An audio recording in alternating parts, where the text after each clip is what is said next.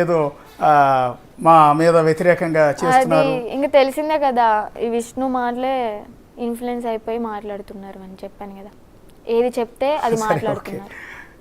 అంటే ఏదో ఇప్పుడు మా డాడీకి హెల్త్ బాగుందండి, బ్రెయిన్ స్ట్రోక్. తనకి నిమిషానికి టెన్షన్ వచ్చేస్తుంది కదా, వెంటనే ఏదైనా క్వశ్చన్ అడిగినాక టెన్షన్ వచ్చేది. ఆయన మాట తీరు కూడా సరిగ్గా లేదు. ఇప్పుడు మమ్మీ అంటారా, మమ్మీకి కొంచెం మాట్లాడడం తెలియదు.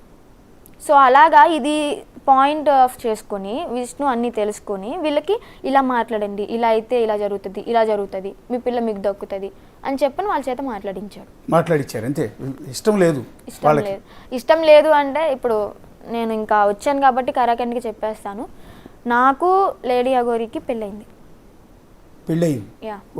తను నాకు తాళి కట్టింది. ఫస్ట్ తాళి కట్టింది ఎక్కడ అంటే బెజవాడ కనకదుర్గమ్మ తల్లి టెంపుల్ ఉంది కదా, ఆ టెంపుల్ దగ్గర తాళి కట్టింది. బ్రహ్మముహూర్తానికి వెళ్ళి దర్శనం చేసుకున్నాము, అంతా ఓకే, బాగానే ఉంది. ఇంటికి వచ్చిన తర్వాత మా అమ్మ నాన్న ముందు కూడా సెకండ్ విష్ణు ముందు కూడా కట్టింది. తాళని చెప్పలేదు, ఒక తాయిత్తు అని చెప్పని ఓపెన్ అప్ అయిపోతుంది. నేను నిజం చెప్పేస్తాను, తాయిత్తు అని చెప్పని కట్టింది. తర్వాత సరదాగా నన్ను కూడా పెళ్లి చేసుకోవచ్చు కదా, నాకు కూడా కట్టొచ్చు కదా అని విష్ణు అంటే కట్టింది. అంటే పసుపు కొమ్మ అయ్యేసేం కట్టలేదు, నార్మల్ తాడి కట్టింది అంతే. దానికి విష్ణు నన్ను కూడా పెళ్లి చేసుకుంది అని చెప్పని అంటున్నాడు. సో అయితే ఇక్కడ మ్యాటర్ ఏంటంటే తను వెళ్ళిపోయింది, తాళి కట్టించుకున్నాము, పెళ్ళి అయిపోయింది, మాకు వెళ్ళిపోయింది. ఒక వారం ఆగి మళ్ళీ వచ్చింది. వస్తే ఏం చేసిందంటే చెన్నై నుంచి నాకు ఒక గోల్డ్ చైన్ కొనుక్కొచ్చింది. చిన్నవి 2 మంగళసూత్రాలు, ఒక గోల్డ్ చైన్ కొనుక్కొచ్చింది. అది మా ఫ్యామిలీ అందరి ముందే చైన్ మెల్ల వేసింది. మా అన్నయ్య, మా నాన్న, మా అమ్మ ముగ్గురు ఉన్నారు. చైన్ మెల్ల వేసింది. ఇష్టం లేకపోతే మరి అప్పుడే ఆపొచ్చు కదా మా పేరెంట్స్కి. చక్కగా కట్టాము, ఆశీర్వాదం తీసుకున్నాము. కోడలి పిల్ల అని పిలుచుకున్నారు. ఇంట్లో అందరం ఒక ఫ్యామిలీలా కలిసిపోయాము. ఆమె వెళ్ళిపోయిన తర్వాత కూడా ఫోన్లు చేసి మా మమ్మీని ఏమని పిలుస్తుంది అంటే తను సుందరి అని పిలుస్తాయి. ఏంటి సుందరి ఏం చేస్తున్నావు అంటే, ఏంటి కోడలి పిల్ల తిన్నావా, ఎలా ఉన్నావు అని బాగోగులన్నీ బాగా తెలుసుకునేవాళ్ళం, మంచిగా ఉండేవాళ్ళం. మధ్యలో ఈ విష్ణుకి నచ్చలే అలాగా. తనకి క్లోజ్ అయిపోతున్నామని ఏమో కానీ, లేదా నేను అటు అట్రాక్ట్ అయిపోతున్నాను, ఏ మైండ్తో థింక్ చేసాడో తెలియదు కానీ తనకి నచ్చకపోవడం వల్ల సో ఇంకా తన మీద లేనిపోని అన్నీ చెప్పడాలు అవి క్రియేట్ చేశాడు. మా మమ్మీ వాళ్ళకి బ్యాడ్గా చెప్పడం, లేదంటే మా మమ్మీ వాళ్ళకి ఇష్టమే, వాళ్ళ ముందే కదా నేను తాళి కట్టించుకుంది. వీడియోస్ కూడా ఉండాలి, మరి ఆమె దగ్గర ఉండాలి, ఉన్నాయో లేవో తెలీదు. అంటే మీరు ఇష్టపూర్వకంగానే అఘోరిని పెళ్లి చేసుకున్నారా? అవును. అంటే ఏంటి అంటే మీరు అనుకోవచ్చు ఒక అబ్బాయిని పెళ్లి చేసుకుంటే మంచి లైఫ్ ఉంటుంది కదా అని. నేనేంటంటే తన జెన్యూనిటీ నాకు నచ్చింది. తన అమ్మాయా అబ్బాయా అదర్సా అని నేను ఎప్పుడు థింక్ చేయలే. జెన్యూనిటీగా ఉంటే చాలు, నాకు ఒక తోడు ఉంటే చాలు. పిల్లలు అంటారా ఏదో ఒక అనాథాశ్రమంలో తెచ్చుకుని పెంచుకోవచ్చు, వాళ్ళకి లైఫ్ ఇచ్చినట్టే అవుతుంది. ఇంకా నాకు సెక్స్ అంటారు, సెక్స్ మెయిన్ కాదు. నాకు ఎప్పుడు సెక్స్ మీద ఇంట్రెస్ట్ లేదు. సో అలాగా తనకి ఒక లైఫ్ ఇచ్చినట్టు అవుతుంది. నేను కూడా తనకు తోడున్నట్టు ఉంటుంది, తను నాకు తోడున్నట్టు ఉంటుంది. ఓకే, మేమిద్దరం మనస్ఫూర్తిగా మా మనసులు కలిసాయి, మనస్ఫూర్తిగా ఇష్టపడ్డాము, పెళ్లి చేసుకున్నాము. వీళ్ళకి తెలుసు ఆల్రెడీ, అందరికీ, మా ఫ్యామిలీ అందరికీ తెలుసు, విష్ణుకి కూడా తెలుసు. కానీ ఇక్కడ వచ్చింది ఏంటంటే ఒక అబ్బాయితో లేచిపోయినా కానీ మేము అనుకునే వాళ్ళం కాదు. నువ్వు అటు ఇటు కానోడితో ఎలాగ వెళ్తావు అని చెప్పనంటే, మరి ఇంట్లో తాళి కట్టినప్పుడు మీరేం చేశారంటే దానికి ఆన్సర్ లేదు మా వాళ్ళ దగ్గర. అది కరెక్టే కదా, ఆన్సర్ లేదు.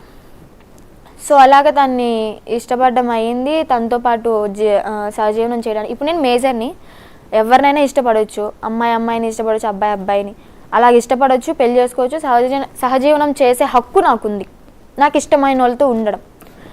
అలాగే అందుకే నేను ఇక్కడ మేజర్ అనే పదం వాడాను.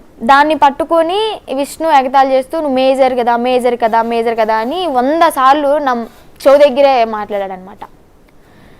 అది తట్టుకోలేక ఇంకా నేను సరే సూర్యాపేటలో రూమ్ తీసుకున్నామని చెప్పా కదా, మా మమ్మీని పిలువన్నా. మా మమ్మీతోనే నేను ఒక 10 days ఇక్కడ రిలాక్స్ అయిపోయి ఏదో ఒక ఉమెన్స్ హాస్టల్లో పీజీలో ఉంటాము, మేము వెళ్ళిపోతాం, నీతో అసలు మాకు సంబంధమే లేదు, ఇంక నువ్వు వద్దు అని చెప్పని నేను తిట్టాను.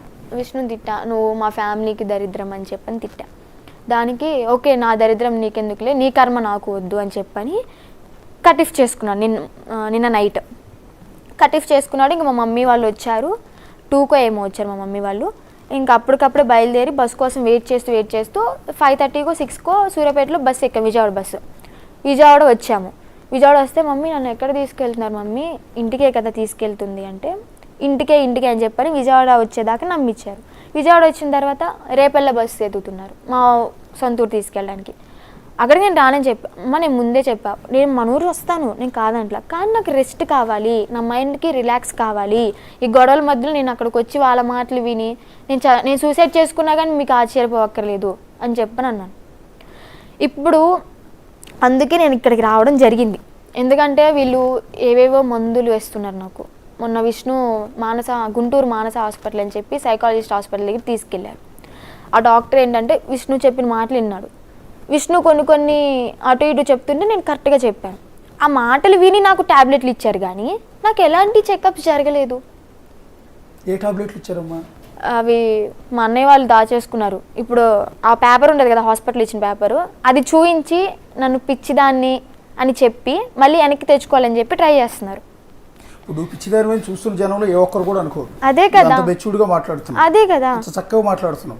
సో ఇక్కడ ఆ పేపర్ ఒకటి వాళ్ళ చేతిలో ఉంది, ప్లస్ ట్యాబ్లెట్లు అవి. ఎందుకంటే 6 నెలలు నిద్రలోనే ఉంటారంట ఆ ట్యాబ్లెట్స్ వేసుకుంటే, కళ్ళు కూడా సరిగ్గా కనిపించవంట. అలాంటి ట్యాబ్లెట్స్ తీసుకున్నాడు విష్ణు నాకు. బేసిక్గా సైకాలజిస్ట్ దగ్గరికి వెళ్ళినప్పుడు చెకప్స్ మెయిన్ జరుగుతాయి, విపరీతమైన చెకప్ చేస్తారు, కౌన్సిలింగ్ చేస్తారు. ఒక 2-3 అవర్స్ అసలు నువ్వు ఎందుకు సఫర్ అవుతున్నావు, ఎందుకు టెన్షన్ పడుతున్నావు అని ఒక 2-3 గంటల టైం తీసుకుంటారు. అయ్యో అసలు మేము 10 minutes కూడా లేము డాక్టర్ దగ్గర. తర్వాత కూడా ఇచ్చే టాబ్లెట్స్ ఏంటంటే యాంగ్జైటీ తగ్గడానికి ఒక టాబ్లెట్ ఇస్తారు, రిలాక్స్ అవ్వడానికి, హ్యాపీగా ఎక్కువ నిద్రపోతే నువ్వు మరుసటి రోజు పిచ్చి ఆలోచనలు అధిక ఆలోచనలు రాకుండా ఉంటాయని నిద్ర పట్టడానికి టాబ్లెట్స్ ఇస్తారు. ఇవి తప్ప వేరే టాబ్లెట్స్ ఎవరు ఎవరు ఐస్ కూడా కనిపించవు అని చెప్పని అన్నారు, కళ్ళు కూడా కొంచెం మసక్ కనిపిస్తాయి అని చెప్పని అన్నారు. ఓకే, ఇదంతా అలాంటి టాబ్లెట్స్ ఇప్పించారు నాకు, నేను వేసుకోలేదు. ఓకే, మొన్న విష్ణు బలవంతం చేస్తే మధ్యాహ్నం టాబ్లెట్ ఒకటి చిన్నది ఉంటే అది ఒకటి వేసుకున్నాను. అది స్లీపింగ్, నిద్రపోవడానికి ఇస్తారు, సహజంగా ఇచ్చేది అది. ఎందుకంటే ఎక్కువ నిద్రపోతే ఏంటంటే యాంగ్జైటీ, ఆందోళన, రకరకాల స్ట్రెస్ ఇవన్నీ తగ్గుతాయి, హ్యాపీగా నిద్రపోతారని అది ఇస్తారు సహజంగా ఎవరికైనా సరే. ఇప్పుడు నేను చెప్పేది ఏంటంటే నాకు ఎలాంటి పిచ్చి లేదు.